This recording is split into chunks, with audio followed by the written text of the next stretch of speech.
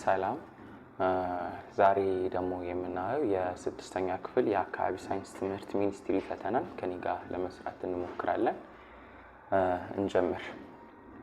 የመጀመሪያው ጥያቄያችን የሚለው የምስራቅ አፍሪካ ሰሜናዊ ጫፍ ወይም ደግሞ 18 ዲግሪ ሰሜን የሚገኝበት ሀገር ማን ነው የሚለን። ስለዚህ የምስራቅ አፍሪካ ሰሜናዊ ጫፍ የት ጋር እንደሚገኝ እናውቃለን።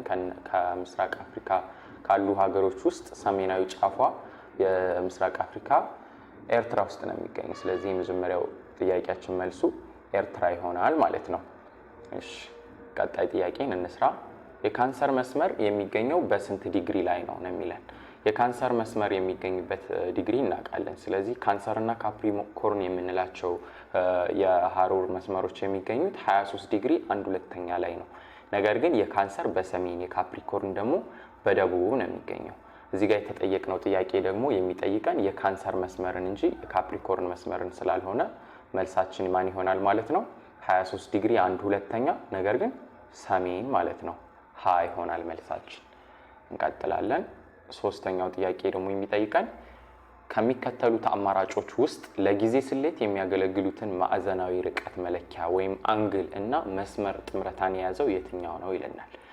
ሁለት የማዕዘናዊ ርቀት መለኪያዎች አሉን። ማንና ማን የምንላቸው? ኬክሮስ እና ኬንትሮስ የምንላቸው ማለት ነው። ኬክሮስ የምንለው ወደ አግድም የሚሰመር ሆኖ ዲግሪን ለመለካት ወይም ደግሞ ወደ ሰሜንና ወደ ደቡብ ያለ ዲግሪን ለመለካት የምንጠቀምበት ሲሆን ኬንትሮስ ወይም ሎንግቲዩድ የምንለው ደግሞ ከሜሪዲያን ወደ ቀኝና ወደ ግራ ቋሚ መስመሮችን አስቀምጠን ምስራቅና ምዕራብን የምንለካበት የዲግሪ መለኪያ አይነት ነው። ስለዚህ ከጊዜን ለመለካት ደግሞ የምንጠቀመው ከሜሪዲያን ወደ ቀኝና ወደ ግራ በመሄድ ስለሆነ ይህንን የምንጠቀመው ኬንትሮስ ዲግሪ ነው ማለት ነው ከኬክሮስ ይልቅ። ስለዚህ ካሉን አማራጮች ኬክሮስ የሚሉትን እናስወግዳለን፣ ሀና ለን ማለት ነው። ከዛ ኬንትሮስ የሚለው ደግሞ ቋሚና ተጓዳኝ መስመሮች ይለናል። ስለዚህ መስመሮች ስንጠቀም ለኬንትሮስ የምንጠቀመው የመስመር አይነት ሁልጊዜ ምንድነው መሆን አለበት? ቋሚ መሆን አለበት እንጂ ተጓዳኝ መሆን የለበትም። ተጓዳኝ ከሆነ ኬክሮስን ስለምንጠቀም። ስለዚህ መልሳችን ማን ይሆናል ማለት ነው? ኬንትሮስ ወይም ደግሞ ሐመር ውሃ ይሆናል ማለት ነው። ቀጣይ ጥያቄያችንን አራተኛውን ጥያቄ ከሚከተሉት ምስራቅ አፍሪካን በስተምስራቅ የሚያዋስነው የትኛው ነው ይለናል። ምስራቅ አፍሪካን በስተምስራቅ የሚያዋስናት የአካል የትኛው ነው ይለናል። በመጀመሪያ ምስራቅ አፍሪካን በስተምስራቅ በኩል ምንም አይነት ሀገር አያዋክላትም። ስለዚህ ሀገራትን እናስወጣለን። ማንና ማን? ኮንጎንና ቦትስዋናን ሪሙቭ እናደርጋለን ማለት ነው። የቀረን ማን ነው? ቀይ ባህርና ህንድ ውቅያኖስ። ቀይ ባህርም ህንድ ውቅያኖስም ምስራቅ አፍሪካን ያዋስኗታል። ነገር ግን በስተምስራቅ በኩል የሚያዋስናት ማን ብቻ ነው? ህንድ ውቅያኖስ ወይም ሐመር ውሃ ይሆናል መልሳችን ማለት ነው። ዝቅ እንላለን። ቀጣዩ ጥያቄያችን የሚሆነው አምስተኛው ነው። በምስራቅ አፍሪካ ትልቁ የሆነው የኪሊማንጃሮ ተራራ የት ሀገር ውስጥ ይገኛል? ምስራቅ አፍሪካ ውስጥ ያለው አንደኛው ተራራ ኪሊማንጃሮ ሲሆን የሚገኝበት ቦታ ማን ውስጥ ነው? ታንዛኒያ ውስጥ ነው። ስለዚህ መልሳችን ማን ይሆናል? ሀ ታንዛኒያ ይሆናል ማለት ነው። ቀጣዩ ጥያቄያችን ስድስተኛው ነው። ከሚከተሉት አንዱ ከስምጥ ሸለቆ ውጭ የሚገኝ ሐይቅ ነው ይለናል። ስለዚህ ስምጥ ሸለቆ ውስጥ የሚገኙ ሐይቆችን እናውቃለን። የመጀመሪያው ታንጋኒካ የሚባለው ሐይቅ ስምጥ ሸለቆ ሐይቅ እንደሆነ እናውቃለን። ሻላ ኢትዮጵያ ውስጥ የሚገኘው የስምጥ ሸለቆ ሐይቅ እንደሆነ እናውቃለን። ከዛ ኪቩ የሚባለውም የስምጥ ሸለቆ ሐይቅ እንደሆነ እናውቃለን። ከነዚህ ውስጥ ግን ጣና ኢትዮጵያ ውስጥ የሚገኝ ሐይቅ ቢሆንም ስምጥ ሸለቆ ውስጥ የማይገኝ ስለሆነ ውጪ ወይም ደግሞ ከስምጥ ሸለቆ ውጪ የሚገኝ ሐይቅ ስለሆነ ጣና ይሆናል መልሳችን። ሐመር ውሃ ይሆናል ማለት ነው። ቀጣዩ ጥያቄያችን ሰባተኛው ነው የሚሆነው። ከሚከተሉት መተግበሪያዎች አንዱ የአንድን ቦታ መገኛ ለማወቅ አያገለግልም ይለናል። ስለዚህ ካሉት መተግበሪያዎች ውስጥ ቦታን ለመለየት ወይም ደግሞ ፒንፖይንት ለማድረግ የማይጠቅመን የትኛው ነው? ስለዚህ ጂፒኤስ የአንድን ቦታ ለመናገር የሚጠቅመን ግሎባል ፖዚሽኒንግ ሲስተም የሚባለው ስለሆነ ጂፒኤስ ቦታን መጠቆም ይችላል። ስለዚህ መልስ አይሆንም። ጉግል ማፕስን ተጠቅመን ደግሞ ያለንበትን ቦታ ወይም ደግሞ የሚፈልገው ቦታ የት እንደሚገኝ ማግኘት ስለምንችል ጉግል ማፕስ ይጠቅመናል ወይም ያገለግለናል። ስለዚህ መልስ ሊሆን አይችልም። ጉግል እርዝ በተመሳሳይ እንደ ጉግል ማፕ አይነት የመተግበሪያ ሲሆን ቦታን ለመለየት ወይም ለማግኘት የምንጠቀምበት ስለሆነ ጉግል እርዝም አይሆንም። ፌስቡክ በዋናነት የማህበራዊ ትስስር መተግበሪያ እንጂ የአንድን ቦታ ለይተን የምናገኝበት መተግበሪያ ስላልሆነ መልሳችን ማን ይሆናል ማለት ነው? ፌስቡክ ይሆናል ማለት ነው።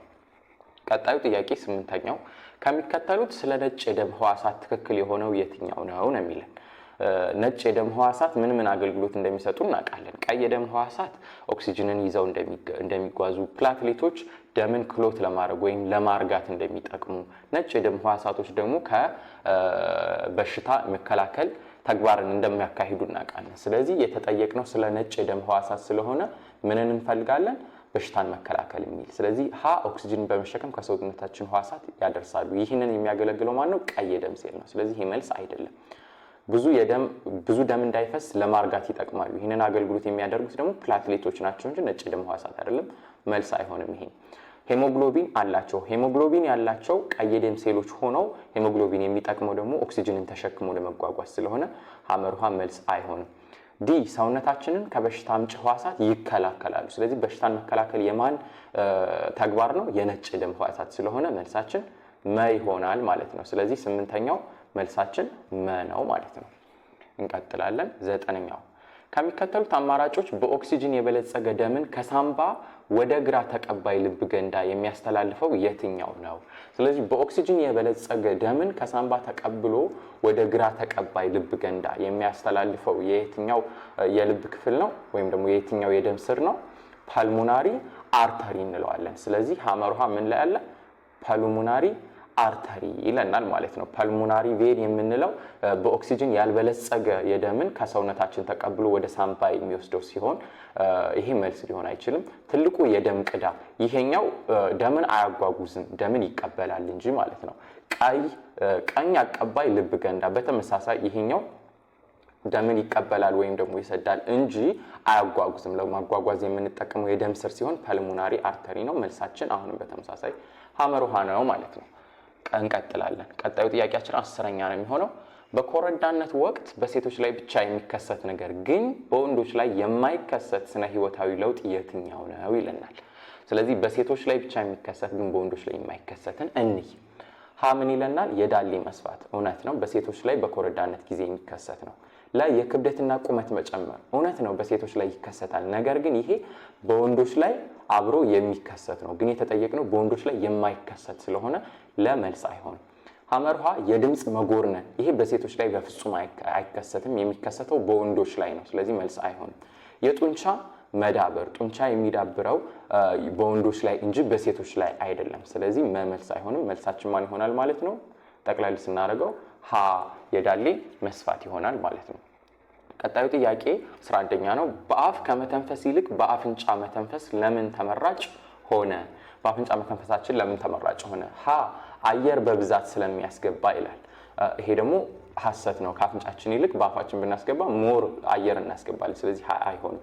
ለአየርን አጣርቶና አሙቆ ስለሚያስገባ በአፍንጫችን ውስጥ የፀጉር ቅንጣቶች እንዳሉና እነዚህም ቅንጣቶች ባክቴሪያዎችንና አቧራን እንደሚያጣራልን እናውቃለን። ስለዚህ መልሱ ይሄ ሊሆን ይችላል።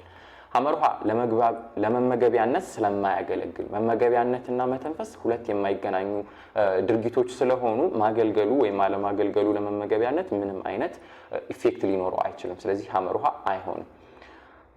አየርን ስለሚቀንስ አየርን መቀነሱ ተመራጭ ሊያደርገው አይችልም። ስለዚህ መልስ አይሆንም። መልሳችን ማን ይሆናል ማለት ነው? ከነዚህ ውስጥ ለአየርን አጣርቶና አሙቆ ስለሚያስገባ። 12 ለኦክሲጅንና ለካርቦን ዳይኦክሳይድ ወደ ደም ውስጥ መግቢያና መውጫ ሆኖ የሚያገለግሉ የመተንፈሻ አካል ምን ተብሎ ይጠራል? ኦክሲጅንና ካርቦን ዳይኦክሳይድን ለመለዋወጥ በሰውነታችንና ባለው አየር መካከል ለመለዋወጥ የምንጠቀምበት የመተንፈሻ አካል ከነዚህ ውስጥ ማንን ነው? ትንከረት ወይም ደግሞ የአየር ከረጢት ብለን እንጠራቸዋለን። ደቂቅ ተንቧ የምንለው ወደ ትንከረት የሚወስድ ሆኖ ነገር ግን ይህ የካርቦን ዳይኦክሳይድ እና ኦክሲጅን ልውውጥ የማይካሄድበት የአፍንጫ ቀዳዳ አየር የሚገባበት ሳርን በተመሳሳይ። ስለዚህ መልሳችን ማን ይሆናል? ትንከረት ወይም የአየር ከረጢት ማለት ነው። ቀጣዩ ጥያቄ የሚሆነው 13ኛው ነው ማለት ነው። 13ኛው ጥያቄ ከሚከተሉት ልይ ዘር ድብልቅ የሆነው የቱ ነው? ስለዚህ ድብልቅ ሁለት አይነት እንዳለው አንደኛው ደግሞ ልይ ዘር እንደሚባል እናውቃለን። ልይ ዘር የተባለው የድብልቅ አይነት በማይክሮስኮፕ ወይም ደግሞ በአይናችን ለያይተን ኮምፖነንቶቹን ወይም ደግሞ ውስጡ ያሉት ይዘቶቹን መለየት የምንችልበት ከሆነ ድብልቁን ልይ ዘር እንለዋለን። ሀ ምን ይለናል? አየር ማይክሮስኮፕ ተጠቅመንም ሆነ በራሳችን አይን ልንለየው አንችልም የአየርን ኮምፖነንት። ስለዚህ ሀ መልስ ሊሆን አይችልም። ደም በአይናችን ልንለየው ባንችልም ማይክሮስኮፕን ተጠቅመን ግን የደምን ህዋሳት መለየት እንችላለን። ቀይ፣ ነጭና ፕላትሌት ብለን ማለት ነው። ስለዚህ ለመልስ ሊሆን ይችላል። ሐመሩሃ የጨው ሙሙት ይለናል። የጨው ሙሙት ማለት ጨው በውሃ ውስጥ ሲሟሟ ስለሆነ በማይክሮስኮፕም ሆነ በአይናችን ልናየው አንችልም ኮምፖነንቶቹ። ስለዚህ መልሱ ሐመሩሃ ሊሆን አይችልም። ኮካኮላ ውስጡ ምን እንደያዘ በተመሳሳይ በአይናችንም ሆነ በማይክሮስኮፕ ልንለየው አንችልም። ስለዚህ መልስ ሊሆን አይችልም። መልሳችን ማን ነው? ደም ነው ማለት ነው። ቀጣዩ ጥያቄያችን የሚሆነው 14ኛው ነው። ከሚከተሉት አማራጮች ከአሸዋና ጨው ድብልቅ ጨውን ብቻ ለመለየት የምንጠቀማቸውን ዘዴዎች በቅደም ተከተል የሚያሳየው የቱ ነው ይለናል። ሀ ምን ይለናል? መጀመሪያ ማሟሟት፣ ከዛ ማቅረር ወይም ቀረራ፣ ከዛ በኋላ ማትነን። ይህንን ስንመለከት በመጀመሪያ ጨውና አሸዋውን የምንለይበት በውሃ እናሟሟዋለን። በውሃ ስናሟሟው ጨው አሸዋው በውሃ ስለማይሟሟ አሸዋው ይቀራል፣ ጨው ግን ሟምቶ ይገኛል። ከዛ በኋላ አሸዋው ደግሞ ሞር ዴንስ ስለሆነ ዴንሲቲ ስላለው ወደ መሬት ይዘቅጥልናል። ከዘቀጠልን በኋላ አቅርረን ውሃውን እናስቀረዋለን ወይም ደግሞ እንለየዋለን። ካወጣነው በኋላ ውሃውና ጨውን ድብልቅ ስናተነው ጨው ይቀራል፣ ውሃው ግን ተኖ ያልቃል። ስለዚህ መልሳችን የትኛው ነው? መጀመሪያ ማሟሟት፣ ከዛ በኋላ ማቅረር፣ ከዛ በመጨረሻ ማትነን ነው ማለት ነው። መልሳችን ሀ ይሆናል። እሺ ቀጣዩ ጥያቄያችን የሚሆነው ደግሞ 15ኛው ነው። 15ኛው ከሚከተሉት ስለ ታዳሽ ጉልበት ምንጮች ትክክል የሆነው የትኛው ነው ይለናል። ታዳሽ የጉልበት ምንጮች ማለት ነው። ስለዚህ ታዳሽ የጉልበት ምንጮች እውነት የሆነው የትኛው ነው? ስለ ታዳሽ የጉልበት ምንጮች እውነት የሆነው ሀ አካባቢን ይበክላሉ። ታዳሽ የጉልበት ምንጮች አካባቢን ከመበከል ይልቅ ብክለትን ይቀንሳሉ። ስለዚህ ይህ መልስ አይሆንም፣ ትክክል አይደለም። ለነዳጅ ታዳሽ የጉልበት ምንጭ ነው። ነዳጅ አላቂ የጉልበት ምንጭ እንጂ ታዳሽ የጉልበት ምንጭ አይደለም። ስለዚህ ይህ መልስ ሊሆን አይችልም። ሐመሩሃ ስንጠቀምባቸው ያልቃሉ። ታዳሽ የጉልበት ምንጮች ታዳሽ ያስባላቸው ስያሜያቸውንም እንዲያገኙ የሆነበት ምክንያት ስንጠቀምባቸው የሚያልቁ ስላልሆኑ ነው። ስለዚህ ሐመሩሃ መልስ አይሆንም። በቀላሉ ሊተኩ የሚችሉ ናቸው። እውነት ነው። ታዳሽ ያልንበት ምክንያትም ዋናው ምክንያት ይሄ ነው። በቀላሉ ልንተካቸውና ልናድሳቸው ስለምንችል ነው። ስለዚህ መልስ ይሆናል ማለት ነው። መልስ ነው። እሺ ቀጣዩ ጥያቄያችን የሚሆነው 16ኛው ጥያቄያችን ነው። የሚለውም ከሚከተሉት ውስጥ የዘንባይ ወለል ቀላል መኪና አገልግሎት የሆነው የትኛው ነው ነው የሚለን። ስለዚህ ዘንባይ ወለል ቀላል መኪናን የምንጠቀምበት ኬዝ የትኛው ነው ነው የሚለን። ስለዚህ ከነዚህ ውስጥ ሀ ምን ይለናል? ውሃን ከጉድጓድ ለማውጣት። ይሄኛውን የምንጠቀመው ይሄ አገልግሎት የሚሆነው የሽክርክሪትና ዘንግ አገልግሎት ነው የሚሆነው። ስለዚህ ይሄ መልስ አይሆንም። ለከባድ ዕቃን መኪና ላይ ለመጫን፣ ይሄ እውነትም የዘንባይ ወለል ቀላል መኪና አገልግሎት ስለሆነ መልሳችን ሊሆን ይችላል። ሐመሩሃ ለመሰርሰሪያነት፣ ይህን ደግሞ የቀላል መኪና አገልግሎት አይደለም። የዘንባይ ወለል ቀላል መኪና አገልግሎት ስላልሆነ መልስ ሊሆን አይችልም። አንድ ነገር ለሁለት ለመክፈል፣ ይህንን አገልግሎት የሚሰጠን ደግሞ ሽብልቅ የምንለው ስለሆነ የዚህኛው መልስ ሊሆን አይችልንም ማለት ነው። ስለዚህ የዘንባይ ወለል ቀላል መኪና አገልግሎት የሆነ ከነዚህ ውስጥ ከባድ ዕቃን መኪና ላይ ለመጫን ወይም ይሆናል ማለት ነው። እሺ ቀጣዩ ጥያቄያችን የሚሆነው 17ኛው ነው። ከሚከተሉት የምስራቅ አፍሪካ ሀገራት የዝናብ ወቅቱ ከታህሳስ እስከ ሚያዝያ የሆነው የትኛው ነው ይለናል። ስለዚህ መጽሐፋችን ላይ እንደሚያስረዳው የዝናብ ወቅቱ ከታህሳስ እስከ ሚያዝያ የሆኑ ሀገራት የምስራቅ አፍሪካ ሀገራት ከምድር ወገብ በታች የሚገኙ ናቸው። ስለዚህ ከአሁኑ ጀምረን ከምድር ወገብ በላይ ያሉ ሀገራትን ከእንትናችን እናስወጣ ማለት ነው። እነዚህ ሀገራት እነማን ናቸው? ኢትዮጵያ ከምድር ወገብ በላይ ነች። ኤርትራም ከምድር ወገብ በላይ ነች። ሞዛምቢክ ደግሞ የምስራቅ አፍሪካ ሀገርም አይደለችም። ስለዚህ ሞዛምቢክም ልትሆን አትችልም። ስለዚህ የቀረን ምርጫ ማን ነው? ኬንያ ነው። ከምድር ወገብ በታች ያለች ሀገር ሆና ዝናብ ወቅቷም ከታህሳስ እስከ ሚያዝያ የሆነች የምስራቅ አፍሪካ ሀገር መልሳችን ኬንያ ነው ማለት ነው። ቀጣዩ ጥያቄ የሚሆነው ከሚከተሉት አንዱ የሙቀትንና ቀጣዩ ጥያቄ የሚሆነው 18ኛው ነው። ከሚከተሉት አንዱ የሙቀትንና የከፍታን ግንኙነት ይገልጻል። ስለዚህ አንድ ግንኙነት የምናውቀው ከፍታችን ከመሬት እየራቀን በሄድን ቁጥር ወይም ከፍታችን እየጨመረ በሄደ ቁጥር ሙቀት መጠናችንን በተቃራኒው ይቀንሳል ማለት ነው። ስለዚህ ከፍታ ሲጨምር ሙቀት ይቀንሳል ነው የሚሆነው። ሀ ከፍታ ሲጨምር ሙቀት ይጨምራል፣ መልስ አይሆንም። ለከፍታ ሲቀንስ ሙቀት ይጨምራል፣ ልክ ነው። ከፍታ ሲጨምር ሙቀት ከቀነሰ፣ ከፍታ ደግሞ ሲቀንስ ሙቀት ይጨምራል፣ ልክ ነው። ከፍታና ሙቀት ግንኙነት የላቸውም፣ ይሄ ትክክለኛ አረፍተ ነገር አይደለም። ከፍታ ሲቀንስ ሙቀት ይቀንሳል፣ ልክ ከሀ ጋር ተመሳሳይ ማለት ነው። ከፍታ ሲጨምር ሙቀት ከጨመረ፣ ከፍታ ሲቀንስ ሙቀት ስለሚቀንስ፣ ይሄ መልስ አይደለም። መልሳችን ስለዚህ ማን ይሆናል? ለ ይሆናል ማለት ነው። 18ኛ ቀጣዩ ጥያቄያችን የሚሆነው 19ኛው ነው። የምስራቅ አፍሪካ የማዕድን አጠቃቀም ተግዳሮት ያልሆነው የትኛው ነው? ተግዳሮት ማለት ችግር ወይም ደግሞ ወደ ኋላ የሚያስቀር ነገር ነው።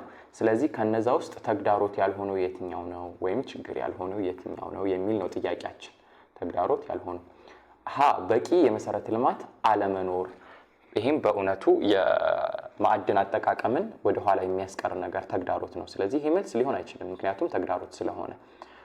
በሙያው የሰለጠነ የሰው ኃይል እጥረት፣ የሰው ኃይል አለመኖሩ ተመሳሳይ ተግዳሮት ነው። ስለዚህ መልስ አይሆንም። የማዕድን ቁፋሮ ቴክኖሎጂ እጥረት፣ ይህም በተመሳሳይ ቴክኖሎጂው ባለመኖሩ የማዕድን አጠቃቀም ወደ ኋላ ስለሚቀር መልስ አይሆንም። የማዕድናት ተሟጠው ማለቅ፣ ከጅምሩ ማዕድናትን ወደ ውጭ ማውጣት ስላልቻልን ተሟጠው ማለቃቸው ችግር ሊሆንብን አይችልም ማለት ነው። ስለዚህ ከነዚህ ውስጥ ችግር ያልሆነው ወይም ተግዳሮት ያልሆነው 19ኛው ነው ማለት ነው። ቀጣዩ የሚሆነው 20ኛው ነው። ከሚከተሉት የተፈጥሮ ሀብት መንከባከቢያ ዘዴ ያልሆነው የትኛው ነው? የተፈጥሮ ሀብትን ለመንከባከብ የማንጠቀመው ማለት ነው ያልሆነው ስለሚል ሀ ታዳሽ ኃይሎችን አለመጠቀም። ታዳሽ ኃይሎችን አለመጠቀም መንከባከቢያ ዘዴ አይደለም። መጠቀም ቢሆን ኖሮ መንከባከቢያ ዘዴ ግን ይሆን ነበር። ስለዚህ ይሄ መልስ ሊሆን ይችላል። እጽዋትን መትከል፣ ይሄ መንከባከቢያ ዘዴ ነው እንጂ ያልሆነው አይደለም። ስለዚህ ለመልስ ሊሆን አይችልም። የተፈጥሮ ሀብትን በአግባቡ መጠቀም፣ ይሄ ደግሞ መንከባከቢያ ዘዴ ነው እንጂ ያልሆነው ስላልሆነ በተመሳሳይ መልስ ሊሆን አይችልም። ታዳሽ ያልሆኑ ኃይሎችን አለመጠቀም፣ ታዳሽ ያልሆኑ ኃይሎችን አለመጠቀም የመንከባከቢያ ዘዴ ነው እንጂ ያልሆነ አይደለም። ነገር ግን ታዳሽ ያልሆነ ኃይሎችን መጠቀም ቢሆን ኖሮ ከመንከባከቢያ ዘዴ መሆን ይልቅ ያልሆነ ይሆን ነበር። ስለዚህ ይሄ አሁንም ተመሳሳይ መልስ አይሆንም። መልሳችን ታዳሽ ኃይሎችን አለመጠቀም ወይም ሀ ይሆናል ማለት ነው። ቀጣዩ ጥያቄያችን 21ኛው ነው። ከሚከተሉት ውስጥ ከአፈር መሸርሸር ምክንያት የሆነው የትኛው ነው? ለአፈር መሸርሸር ምክንያት የሆነው የትኛው ነው? ሀ ዳግም ድነና። ይሄ ለአፈር መሸርሸር ሳይሆን ለአፈር መጠበቅ ነው ምክንያት የሚሆነው፣ መልስ አይደለም።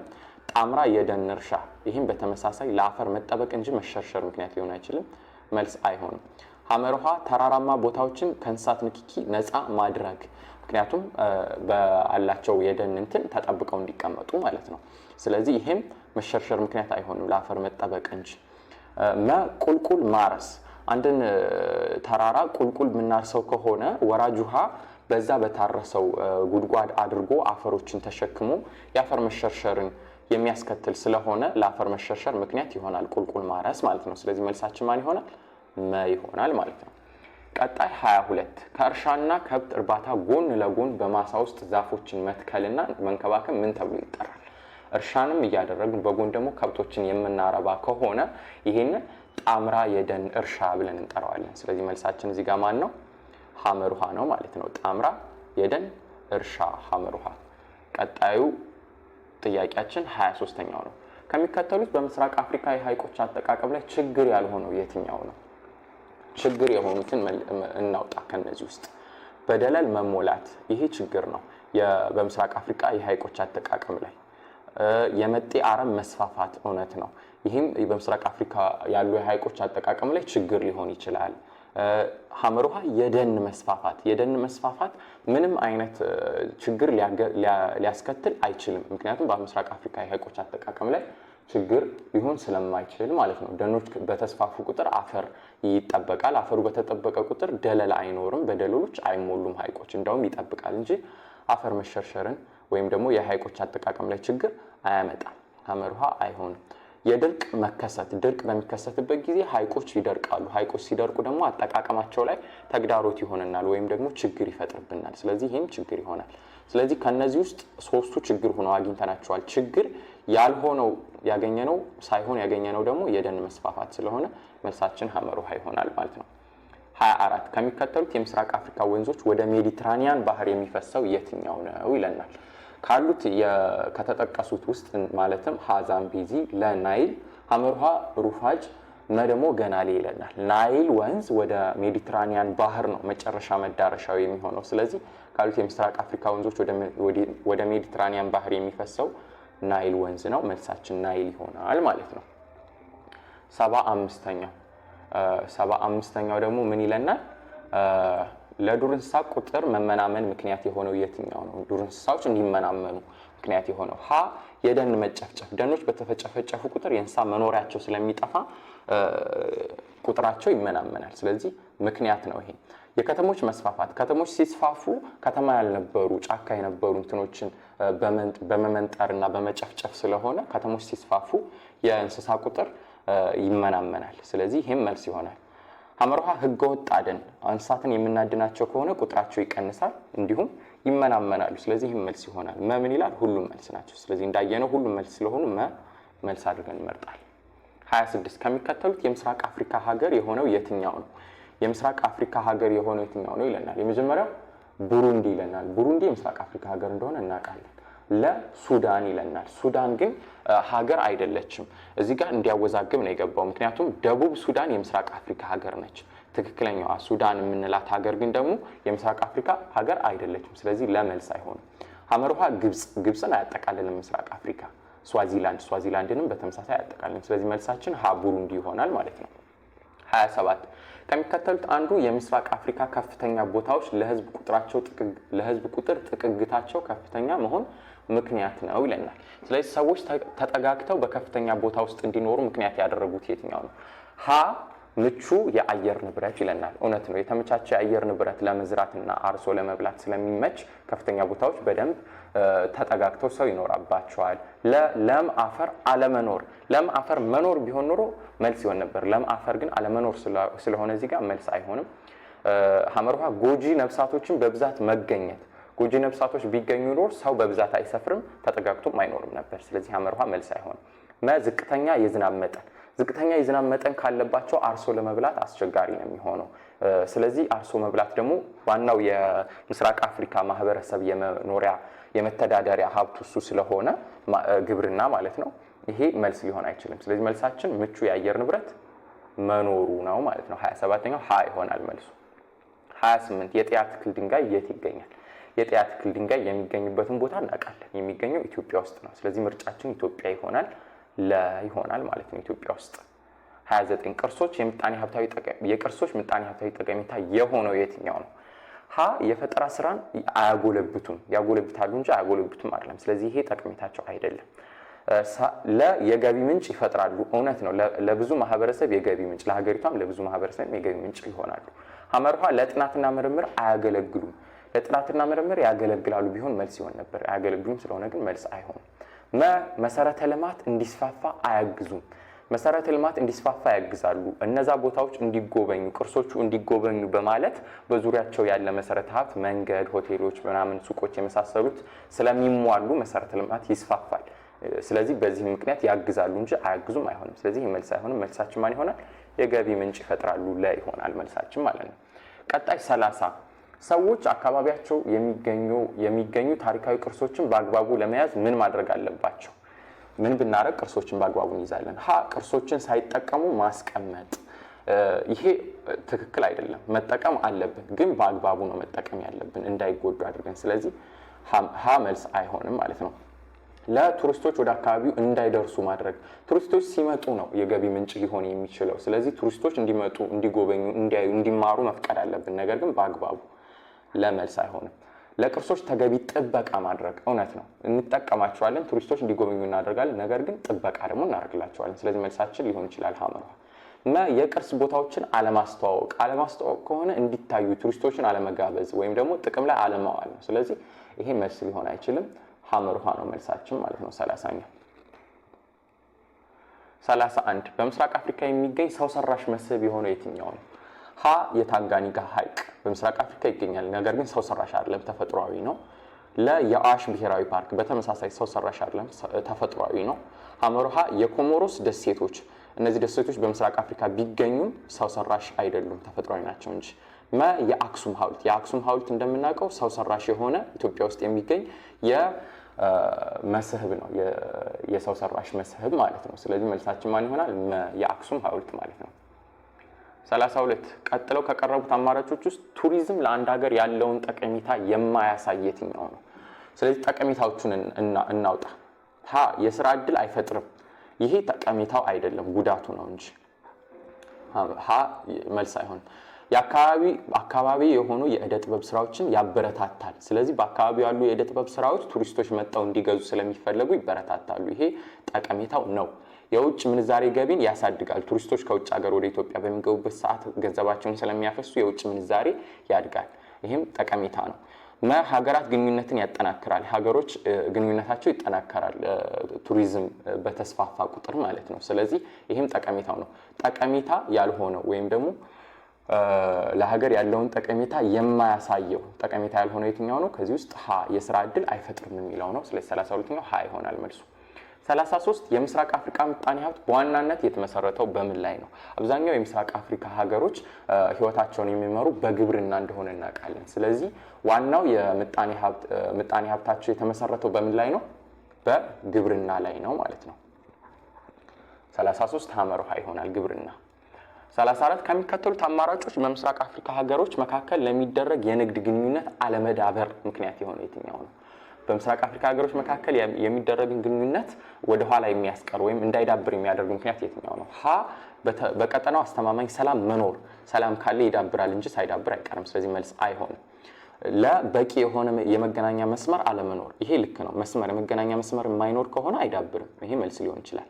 ሐመርሃ የኢንዱስትሪ ውጤቶች በብዛት መመረት። የኢንዱስትሪ ውጤቶች በብዛት መመረታቸው እንዲዳብር ነበር የሚያደርገው እንጂ እንዳይዳብር አይደለም ነበር የሚያደርገው። አብዛኛው የውጤቶች የግብርና ውጤቶች በመሆናቸው ነው እንደውም አለመዳበር የሚከሰተው ማለት ነው። ስለዚህ ይሄ መልስ ሊሆን አይችልም። ቴክኖሎጂን የመጠቀም ባህል መዳበር። ቴክኖሎጂን ብንጠቀም ኖሮ ግንኙነት በጣም ቀሎ ስለሚገኝ ሞር ይዳብር ነበር። ስለዚህ ይሄ መልስ አይሆንም። መልሳችን ማን ይሆናል ከዚህ ውስጥ ማለት ነው? ለበቂ የሆነ የመገናኛ መስመር አለመኖር። 35 የምስራቅ አፍሪካ የልማት በይነ መንግስታት ወይም ኢጋድ መቀመጫ የሆነው ሀገር የትኛው ላይ ነው? ኢጋድ ዋና ሄድኳርተሩ ወይም ደግሞ ዋና መስሪያ ቤቱ የሚገኘው ማን ላይ ነው? የምስራቅ አፍሪካ ስለሆነ ምስራቅ አፍሪካዊቷ ሀገር ጅቡቲ ላይ ነው። ጅቡቲ ላይ ነው የሚገኘው። ስለዚህ መልሳችን ጅቡቲ ይሆናል ማለት ነው። ቀጣዩ ጥያቄ የሚሆነው 35ኛው ካየን 36ኛው ይሆናል። ከሚከተሉት አማራጮች ሰዎች ኤችአይቪ ኤድስን ለመከላከልና ከመጥፎ ተግባር ለመቆጠብ ማዳበር የሌለባቸው ባህሪ የትኛው ነው? ስለዚህ የኤችአይቪ ኤድስን ለመከላከል ወይም ከመጥፎ ተግባር ለመቆጠብ የማያግዘው ባህሪ የትኛው ነው ማለት ነው? ሀ ራስን መግዛት። ይሄ እንድንከላከልና እንድንቆጠብ ያግዛል። ስለዚህ ይሄ መልስ ሊሆን አይችልም፣ የማያግዝ ስለሆነ የተጠየቀው። በራስ መተማመን በተመሳሳይ ይሄ ያግዛል እንጂ ወደ ኋላ አያስቀርም። ስለዚህ ላይ አይሆንም። ሐመርሃ ጭንቀትን መቋቋም። ይህም በተመሳሳይ መከላከልና እንድንቆጠብ የሚያግዘን ነው እንጂ ልናዳብረው የማይገባ ባህሪ አይደለም። ስለዚህ ይሄ አይሆንም። ከሌሎች ለመማር አለመፍቀድ።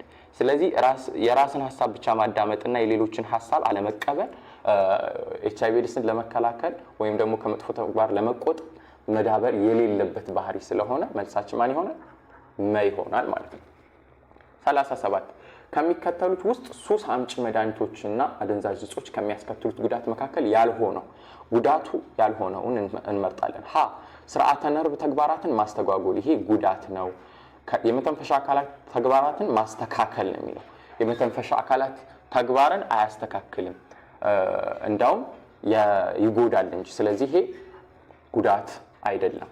ስርዓተ ደም ዝውውርን ማናጋት ማለት በትክክል እንዳይሰራ ማድረግ ነው። ስለዚህ ስርዓተ የደም ዝውውርን ደግሞ ያናጋሉ። ይሄ ጉዳታቸው ነው። የአእምሮ ችግርን ማስተካከል። የአእምሮ ችግር ማስከተል ይላል። ስለዚህ የአእምሮ ችግርን ያስከትላሉ። ይሄም ጉዳታቸው ነው። ጉዳታቸው ያልሆነው ከዚህ ውስጥ ያየነው ሐመርሃና ጉዳታቸው እንደሆነ አይተናል። ጉዳት ያልሆነው ማን ነው? የመተንፈሻ አካላት ተግባራትን ማስተካከል የሚለው ነው። ስለዚህ መልሳችን ላይ ይሆናል ማለት ነው። ቀጣዩ ጥያቄ 38ኛው ነው። ከሚከተሉት ጎጂ ልማዳዊ ድርጊት ያልሆነው የትኛው ነው? ጎጂ ያልሆነው ድርጊት የትኛው ነው? ልማዳዊ ድርጊት ሀ የወንድ ልጅ ግርዛት። ይሄ ኖርማል የሆነ ጎጂ ያልሆነ ድርጊት ነው። ስለዚህ ይሄ ጎጂ ያልሆነ ድርጊት የሚል እንይዘዋለን። ግግ ማስወጣት። ይህም ግግ ማስወጣት ጎጂ የሆነ ልማዳዊ ድርጊት ነው። ያለ ዕድሜ ጋብቻ። ይህም በተመሳሳይ ጎጂ ልማዳዊ ድርጊት ነው። የሴት ልጅ ግርዛት በተመሳሳይ ጎጂ ልማዳዊ ድርጊት ነው። ስለዚህ ከዚህ ውስጥ እንዳየነው ለሐመር ውሃና መ በሙሉ ጎጂ ልማዳዊ ድርጊቶች ናቸው። የወንድ ልጅ ግርዛት ግን ጎጂ ያልሆነ ልማዳዊ ድርጊት ስለሆነ መልሳችን ሀ ይሆናል ማለት ነው። እሺ ቀጣዩ ጥያቄያችን የሚሆነው 39ኛው ነው። 39ኛው ምን ይላል? ከሚከተሉት ስለ ጎጂ ልማዳዊ ድርጊት ትክክል ያልሆነው የትኛው ነው ነው የሚለን። ስለዚህ ስለ ጎጂ ልማዳዊ ድርጊት ትክክል ያልሆነውን ነው የምንፈልገው።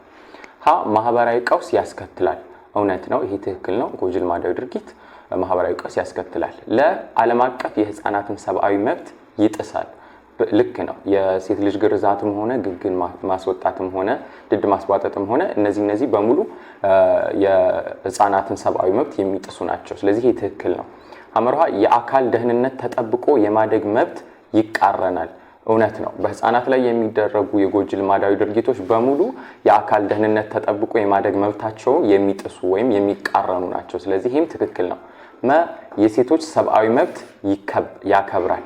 የሴቶችን ሰብአዊ መብት አያከብርም። የሴቶችን ሰብአዊ መብት ከማክበር ይልቅ ይጥሳል። ስለዚህ መልሳችን የሚሆነው ትክክል ያልሆነው የትኛው ነው ስለሆነ ጥያቄያችን መልሳችን መ ነው ማለት ነው። መልሳችን መ ነው 39ኛው። ቀጣዩ ጥያቄ 40ኛው ነው። ከሚከተሉት አማራጮች ድርቅን ለመቋቋም የሚያገለግል ዘዴ የሆነው የትኛው ነው? ድርቅን ለመቋቋም የሚያገለግል ዘዴ። ስለዚህ ሀ ምን ይለናል? በአጭር ጊዜ የሚደርሱ የሰብል አይነቶችን መዝራት። እውነት ነው። ድርቅ ረሃብን የሚያስከትል ችግር ስለሆነ በአጭር ጊዜ የሚደርሱ የሰብል አይነቶችን መዝራት የምንችል ከሆነ ድርቅን ለመቋቋም የተሻለ እድል አለን ማለት ነው። እውነት ነው ይሄ። ለከብቶችን በአንድ ቦታ ለብዙ ጊዜ ማሰማራት። ከብቶችን በተደጋጋሚ አንድን ቦታ እንዲግጡ የምናደርግ ከሆነ ያ ቦታ እስከ ወዲያኛው ድረስ ያለውን የአፈር ለምነት የማጣት እድል ይኖረዋል። ምክንያቱም አፈሩ በእጽዋት የማይሸፈን ከሆነ በአየርና በውሃ ተሸርሽሮ ስለሚሄድ። ስለዚህ ይሄ ድርቅን ለመቋቋም የሚያገለግል ዘዴ አይደለም። ሐመር ውሃ አንድን ቦታ ለብዙ ጊዜ ለእርሻ መጠቀም። ይህም በተመሳሳይ ከብቶችን ከማስጋት ጋር አንድ አይነት ኢፌክት ይኖረዋል። ምክንያቱም ለብዙ ጊዜ ለእርሻ የምንጠቀመው ከሆነ ያለውን ኒውትረንት ወይም ደግሞ ማዕድኑን አሟጠን እንጠቀመዋለን። እንደዛ የምንጠቀመው ከሆነ ለመሸርሸር በጣም አመቺ ይሆናል። ስለዚህ ከተሸረሸረ ደግሞ ድርቅ ይከሰታል ማለት ነው። ሐመር ውሃ መልስ ሊሆን አይችልም። ደኖችን መጨፍጨፍ። ደኖችን የምንጨፈጭፍ ከሆነ ይህም በተመሳሳይ እጽዋት ሽፋንን ስለሚያነሳብን አፈራችን የሚሸረሸር ይሆናል። አፈሮች ደግሞ የሚሸረሸር ከሆነ ድጋሚ በእጽዋት አይሸፈንም። ድጋሚ በእጽዋት ካልተሸፈነ ደግሞ ድርቅ ይከሰታል ማለት ነው። ስለዚህ መልሳችን የሚሆነው ሀ ነው። 40ኛው ሀ ነው ማለት ነው። ስለዚህ በ40ኛው ጥያቄ የ6ኛ ክፍል የሚኒስትሪ አካባቢ ሳይንስ ፈተናን ጨርሰናል ማለት ነው። ይህንን ከጨረስን በኋላ እንደ አጋዥ የሚሆን አስተያየት ለመስጠት ያክል አብዛኛዎቹ ጥያቄዎች መጽሐፎቻችን ላይ ያሉ እና ኢንፎርሜሽኑም ከዛው የተቀመጠ እንደሆነ መረዳት ችለናል። ነገር ግን እነዚህ ጥያቄዎች አብዛኛው ረዘም ያሉ ጥያቄዎች ሆነው ትክክል የሆነና ትክክል ያልሆነ የሚል ጥያቄ ስለሚመጣ በማስተዋል ጥያቄዎቹንና ምርጫዎቹን ማንበብ እንደሚገባን አስተያየት እንሰጣለን። በዚህ ከኔ ጋር ያለንን ቆይታ እናጠቃልላለን። አመሰግናለሁ።